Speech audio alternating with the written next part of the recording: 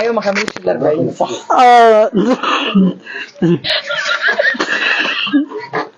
يلا قولي. ايه عندي كم سنة؟ 37. ماما لسه تعبة بتتبعين. اسمك ايه؟ اسمي فاطمة محمد السيد. السيد محمد القطان. مبسوطة بقى هنا؟ مبسوطة. يومك عامل ازاي؟ يوم عامل ازاي؟ أول مرة بقول ممن أتحمل. طبعا. بعدين بتعملي ايه بعد ما بتستحمي؟ لا خرج البلد مع دم السمر. وبتعملي ايه تاني؟ بتقعدي مع يا سيدة دي نسيتها كحلي بتقوم بعد الظهر. بتنامي كام ساعة في اليوم؟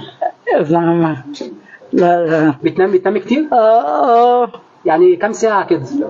متاع 10 ساعات 12 ساعة. يعني في كل يوم كده بتصحي امتى؟ صباح امتى؟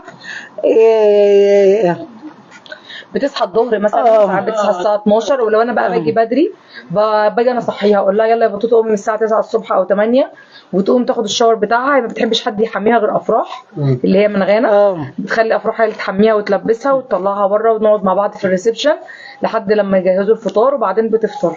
لو جعانه بتاكل، ساعات بتبقى صاحيه من النوم ملهاش نفس الاكل تقول لا شويه وتفطر، وبعدين بتفطر ونقعد مع بعض بقى نهزر ونغني ونضحك ونبهدل الدنيا. طب ما تسمعينا كده حاجه.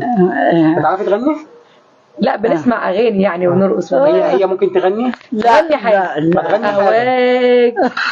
يلا سمعي. أتمنى لو ودنيتك وانت روحي وياك. الله. وضعت تبقى فداك لو تنساني وانساك وتوريني بنساك.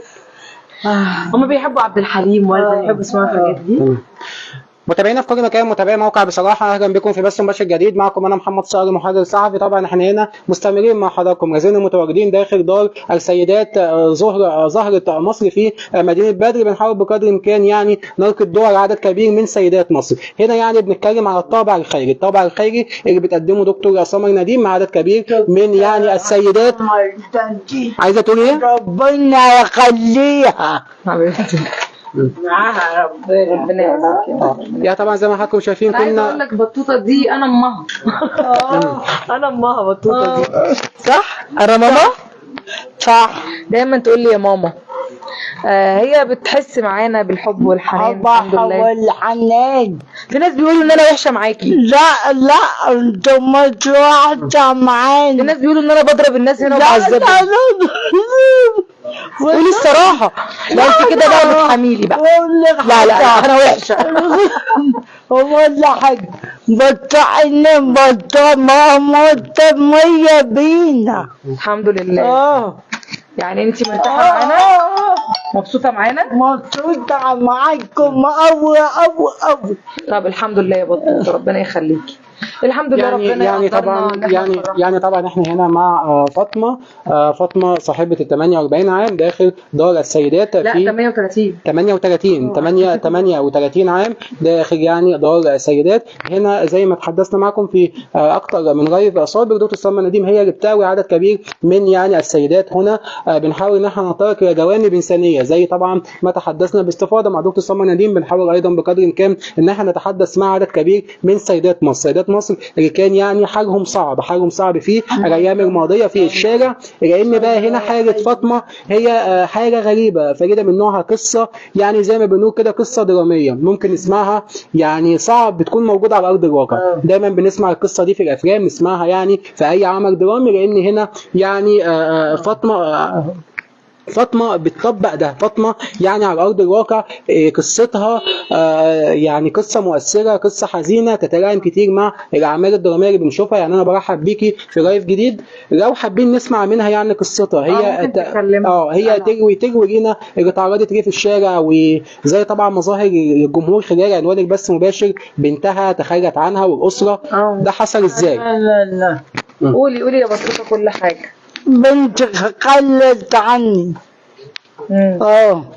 ليه يا بطوطه؟ زند وانت تقطع ايه؟ افدك. هي دايما بص انا هقول لك على حاجه. طبعا بيكون في بطوطه عشان طيبه جدا. شخص الحاجه. طبعا هي بطوطه هي بتعاني من ايه بالظبط؟ من اكتئاب حاد. اكتئاب حاد. الاكتئاب ده اثر على النطق. طبعا. لا لا لا لا احنا شايفين لا لا لا اكتر عقلته عشان جالها جلطه بتتكلم كده، لان بص حضرتك هي قاعده على كرسي، ايديها ورجليها الاثنين دول الجزء ده كله تعبان عندها. طبعا. هي كانت متجوزه. عصيبه في حياتها. من الحاجات الصعبه اللي حصلت لها، وان بنتها ما بتسالش عليها، جت زارتها مره وشكرا على كده، ولا بتسال تاني ولا فارق معاها حاجه. واللي قال لي ما تشيليش مامتي، بتقول لي لا اصل هي بتقول شتايم او ان هي مثلا بتشرب سجاير، بس ده عادي على فكره. هي امها برضو. طيب. امها. احنا ممكن نتكلم معاك؟ احنا حابين نعرف يعني ابنه هنا بنتك ماما ربنا يخليك. هي ليه تخلت عنها لسه كده؟ تقدر يعني هي بتقول ان هي اتجوزت. قولي ليه بنتك اتخلت عنك ليه؟ بنتي تخلت عني ليه؟ عشان هي اتجوزت وهي مش عايزه تتكلم، عشان هي بتضايقها. بنحاول برضه قدر الامكان نركز الضوء على الاستمرارات العاطفيه. هي اتجوزت وبتقول ان هي مش تقدر تشيلها معاها في بيت الزوجيه، وان مامتها عشان بتشرب سجاير او كده. طب في ناس كتير قاعدين في بيوتهم بيشربوا سجاير، وبنشوف بنات جامعات بيشربوا سجاير وبيمسكوا الفيب وبيعملوا حاجات كتير. عادي، ايه المشكله لو مامتها بتشرب سجاير او ان هي مثلا اتعصبت مره او حاجه؟ ما تستحملها عادي. خلينا بقى هنا ازاي سمر نديم بتقدر انها يعني تنهي فكرة السجاير والتدخين بقدر الامكان في مش كل الناس اقدر امنع عنها السجاير، مش كل الناس. في ناس طبعا اللي هي اللي معدين 70 سنه زي سميره صبريه. لا هو ده ملوش علاقه بالدكتور الامراض النفسيه، الاخصائي بيعالج الحالات اللي هي عندها ذهان اللي هي. لكن انا بقى معايا انا بمنع السجاير تماما. انا بشوف ان عرض الشخص بالتدخين بيكون فيها حاجه من التمسك، التشبه. هو الدكتور قال لي مش كل الحالات تنفع تبطل. اللي يعني مثلا زي فاطمه ما ينفعش تبطل، هي بقى لها سنين وهي لسه صغيره. ما ينفعش. لا مثلا عشان انا اتعودت على من زمان، متعوده عليها من زمان سنها صغير. هي عندها 38 سنه، فهي مدركه ده. اللي معدي ال 70 سنه مش مدرك بيشرب سجاير ليه؟ كلمنا كده اكتر يا دكتور سمر عن قصه فاطمه. انت لقيتوها فين وازاي قدرت يعني الدار تعثر عليها؟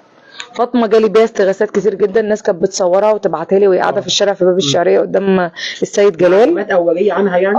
كان الاول بيجي لي فيها استغاثات. فمره نزلت لها قلت لها ايه رايك تيجي معايا الدار؟ قالت لي اجي معاكي، وبالفعل شلناها في العربيه.